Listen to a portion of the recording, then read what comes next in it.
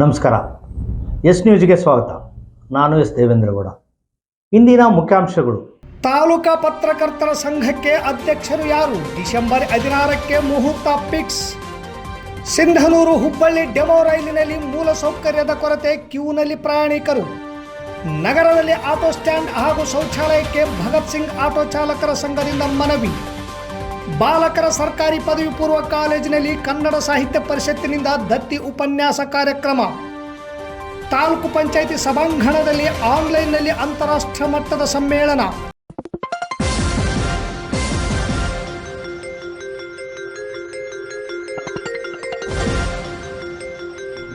S news, ಇದು ನಿಮ್ಮ ಧ್ವನಿ. ವಾರ್ತೆಗಳ ವಿವರ. ಬಹುದಿನಗಳಿಂದ ಪತ್ರಕರ್ತರ ಟೀಮ್ನಲ್ಲಿ ಸಿಂಧನೂರು ತಾಲೂಕಾ ಪದಾಧಿಕಾರಿಗಳು ಆಯ್ಕೆ ಕುರಿತು ಹಾಗೂ ಅಧ್ಯಕ್ಷರು ಯಾರಾಗುತ್ತಾರೆ ಎನ್ನುವ ಚರ್ಚೆ ನಡೆದಿತ್ತು. ಅದಕ್ಕೆ ಮುಹೂರ್ತ ಜಿಲ್ಲಾ ಸಮಿತಿ ಫಿಕ್ಸ್ ಮಾಡಿದ್ದು, ಇದೇ ತಿಂಗಳು 16ರಂದು ಸಿಂಧನೂರು ತಾಲೂಕಾ ಘಟಕದ ನೂತನ ಪದಾಧಿಕಾರಿಗಳ ಆಯ್ಕೆ ಅವಿರೋಧವಾಗಿ ಅಥವಾ ಚುನಾವಣೆ ಮೂಲಕ ನಡೆಸಲಾಗುವುದು ಎಂದು ಜಿಲ್ಲಾಧ್ಯಕ್ಷರಾದ ಆರ್ ಗುರುನಾಥ್ ಹಾಗೂ ಪ್ರಧಾನ ಕಾರ್ಯದರ್ಶಿ ಸಿದ್ದಯ್ಯ ಸ್ವಾಮಿ ಕೊಕ್ನೂರ್ ಜಂಟಿ ಪತ್ರಿಕಾ ಪ್ರಕಟಣೆಯಲ್ಲಿ ತಿಳಿಸಿದ್ದಾರೆ. ಸಿಂಧನೂರು ತಾಲೂಕಿಗೆ ಅಧ್ಯಕ್ಷರು ಯಾರು? ಇದು ಈಗ ಪ್ರಮುಖ ಪ್ರಶ್ನೆ.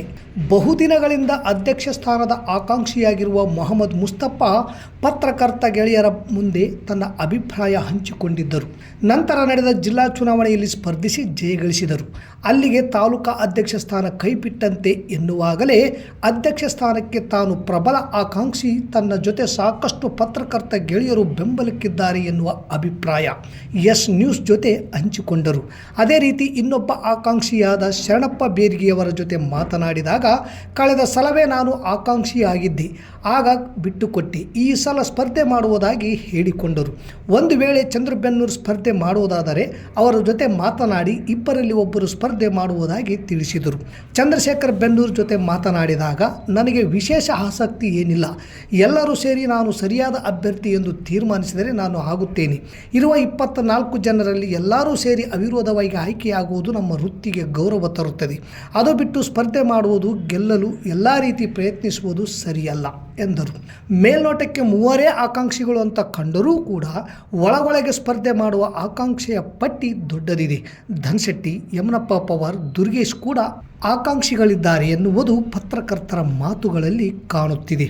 ಆಕಾಂಕ್ಷಿಗಳು ನಿಕಟಪೂರ್ವ ಅಧ್ಯಕ್ಷರಾದ DH ಕಂಬ್ಳಿ ಅವರಲ್ಲಿ ತಮ್ಮ ಅಭಿಪ್ರಾಯ ಹಂಚಿಕೊಂಡಿದ್ದಾರೆ. ಬಹಳಷ್ಟು ಗೆಳೆಯರು ಅಭಿಪ್ರಾಯ ಶರಣಪ್ಪ ಬೇರ್ಗಿ ಅಥವಾ ಚಂದ್ರಬೆನ್ನೂರು ಆಗಲಿ ಅನ್ನುವುದಿದೆ. ಆದರೆ ಅದಕ್ಕೆ ಮುಸ್ತಫಾ ಒಪ್ಪುವ ಹಾಗೆ ಕಾಣುವುದಿಲ್ಲ. ಅವಿರೋಧಕ್ಕೆ ಪ್ರಯತ್ನ ಮಾಡುತ್ತೇವೆ, ಆದರೆ ಒಳ್ಳೆಯದು, ಇಲ್ಲದಿದ್ದರೆ ಚುನಾವಣೆಯಾಗಲಿ ಎಂದರು.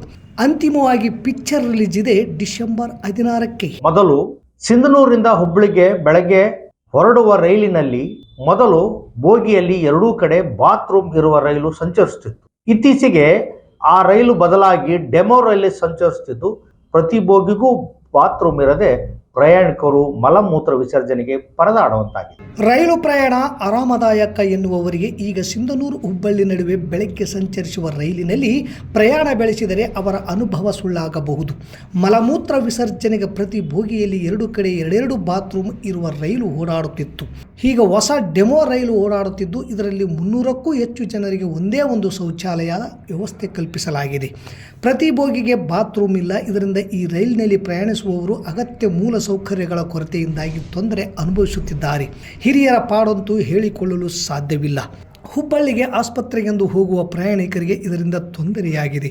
ಈ ರೈಲಿನಲ್ಲಿ ಮೊಬೈಲ್ ಚಾರ್ಜಿಂಗ್ ವ್ಯವಸ್ಥೆ ಇಲ್ಲ. ರೈಲಿನ ಬೋಗಿಗಳಲ್ಲಿ ಮೊಬೈಲ್ ಚಾರ್ಜಿಂಗ್ ಮಾಡೋಣ ಎಂದು ಅವಸರದಿಂದ ಬಂದ ಪ್ರಯಾಣಿಕರು ಬೋಗಿಗಳಲ್ಲಿ ಚಾರ್ಜಿಂಗ್ ವ್ಯವಸ್ಥೆ ಇಲ್ಲದಿರುವುದನ್ನು ನೋಡಿ ಪರಿಶಾನ್ ಆಗುತ್ತಿದ್ದಾರೆ. ಇನ್ನು ಸೀಟ್ ವ್ಯವಸ್ಥೆ ಕಂಫರ್ಟ್ ಇಲ್ಲದೆ ಇರುವುದರಿಂದ ಕೆಲವರು ಅತ್ತಿಂದಿತ್ತ ಇತ್ತಿಂದತ್ತ ಹೋರಾಡುವುದು ಸಾಮಾನ್ಯವಾಗಿದೆ. ಸಿಟಿಯಲ್ಲಿ ಓಡಿಸಬೇಕಾದ ರೈಲನ್ನು 100 ಕಿಲೋಮೀಟರ್ ವ್ಯಾಪ್ತಿಯಲ್ಲಿ ಸಂಚಾರಕ್ಕೆ ವ್ಯವಸ್ಥೆ ಮಾಡಿರುವುದರಿಂದ ಈ ಸಮಸ್ಯೆ ಅನುಭವಿಸುವಂತಾಗಿದೆ.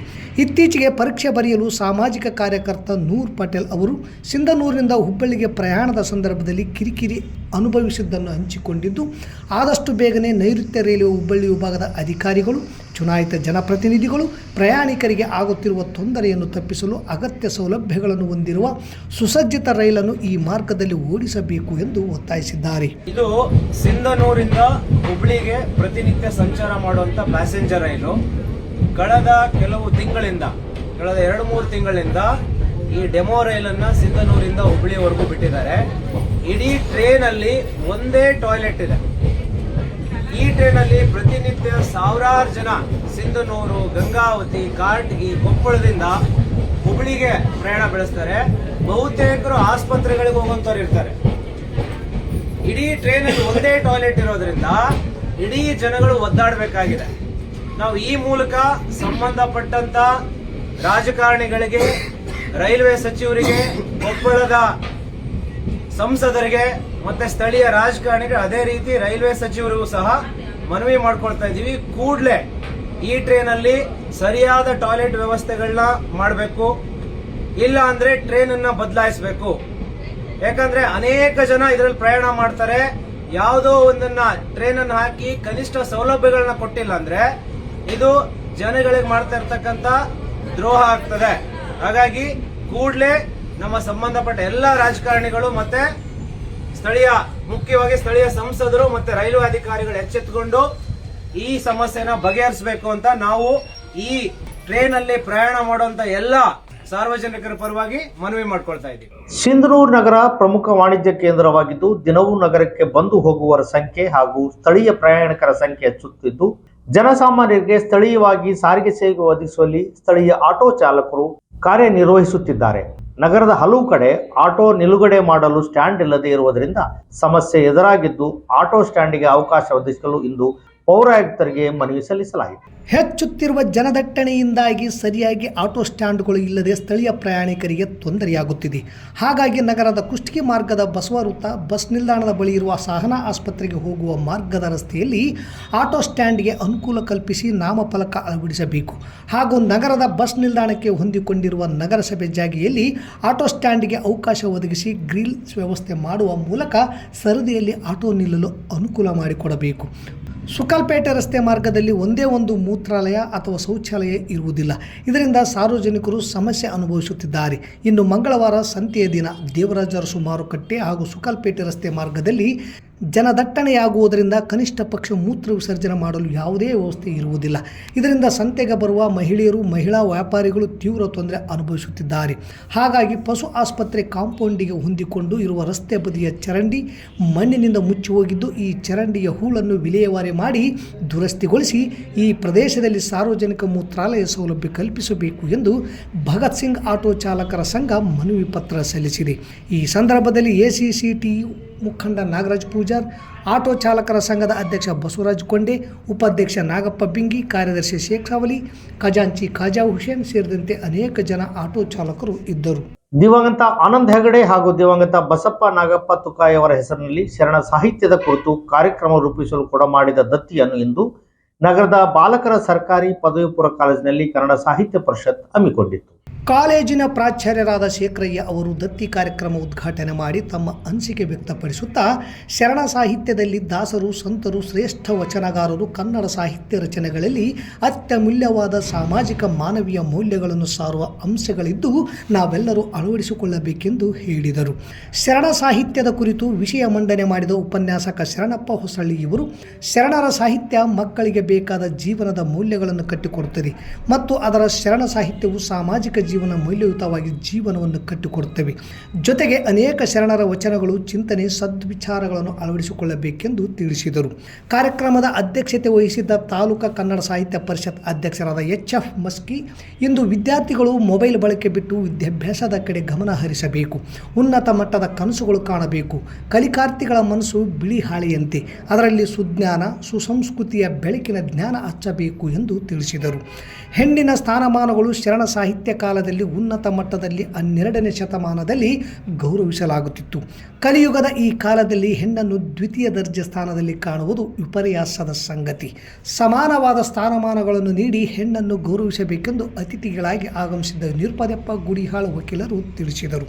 ಈ ಕಾರ್ಯಕ್ರಮದಲ್ಲಿ ಮಾಜಿ ನಗರಸಭೆ ಸದಸ್ಯರಾದ ಶಿವಬಸನಗೌಡ, ಪ್ರಥಮ ದರ್ಜೆ ಗುತ್ತಿಗೆದಾರರಾದ ಅಂಬರೀಶ್ ಮಿಟ್ಟಿಮನಿ, ಪ್ರಜಾಸೇನೆ ಪ್ರಧಾನ ಸಂಪಾದಕರಾದ ನಾಗರಾಜ್ ಬೊಮ್ಮನಾಳ್, ಉಪನ್ಯಾಸಕರಾದ ಉಸಪ್ಪ ಉರ್ಸೂರ್, ಬಸವರಾಜ್ ಯಲಬುರ್ಗ, ಸಿದ್ದನಗೌಡ, ಎಚ್.ಎಂ. ಶ್ರೀಶೈಲ್ ಹಾಗೂ ಶಾಂತಾ ಒಳಗಿನ ಮನಿ ಇದ್ದರು.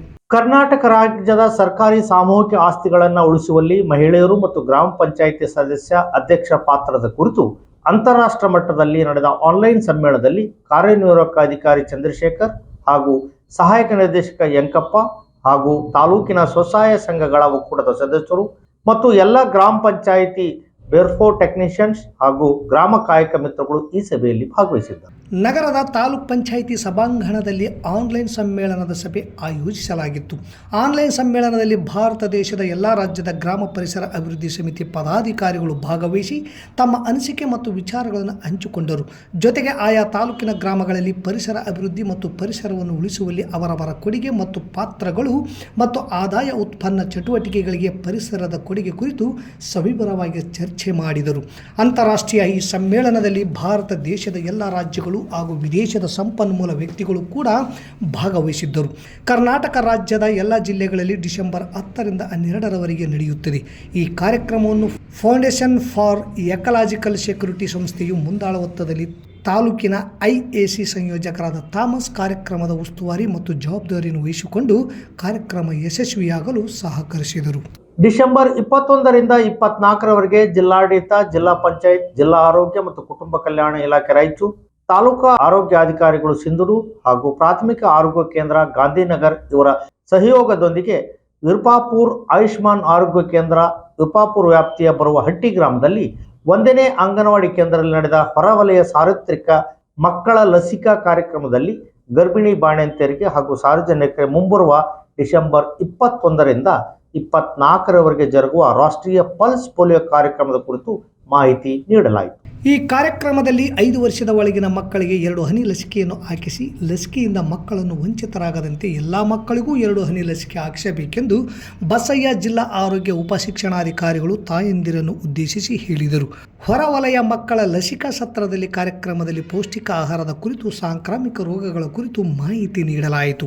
ಕ್ಷೇತ್ರ ಆರೋಗ್ಯ ಶಿಕ್ಷಣಾಧಿಕಾರಿ ಗೀತಾ ಹಿರೇಮಠ್ ಮಾತನಾಡಿ, ವಿಶ್ವ ಶೌಚಾಲಯ ದಿನ ಅಂಗವಾಗಿ ಭಾರತ ಸರ್ಕಾರ ಸ್ವಚ್ಛ ಭಾರತ ಅಭಿಯಾನದಡಿ ದೇಶದಾದ್ಯಂತ ಜನರ ಆರೋಗ್ಯ ಸುಧಾರಣೆ, ಸಾಂಕ್ರಾಮಿಕ ರೋಗ ತಡೆಯಾಗಿ ಶೌಚಾಲಯಗಳ ನಿರ್ಮಾಣ ಮತ್ತು ಬಳಕೆಗೆ ಒತ್ತು ನೀಡಿದ್ದು, ಬಯಲು ಶೌಚಾಲಯದಿಂದ ಜಂತು ಹುಳುಬಾಧೆಯಿಂದ ರಕ್ತಹೀನತೆ ಉಂಟಾಗುವುದು ಅಲ್ಲದೆ ಮಕ್ಕಳ ಬೆಳವಣಿಗೆಗೆ ಅಡ್ಡಿಯಾಗುತ್ತದೆ.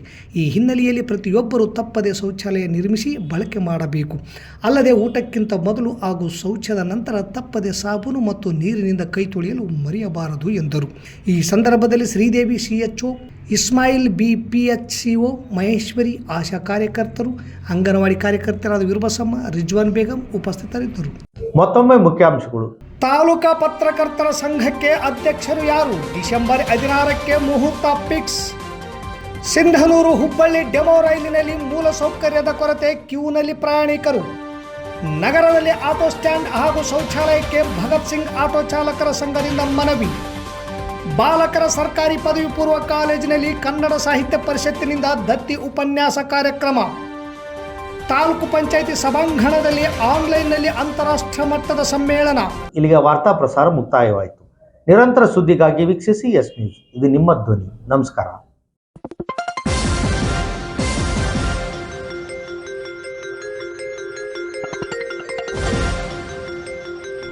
ಎಸ್ ನ್ಯೂಸ್, ಇದು ನಿಮ್ಮ ಧ್ವನಿ.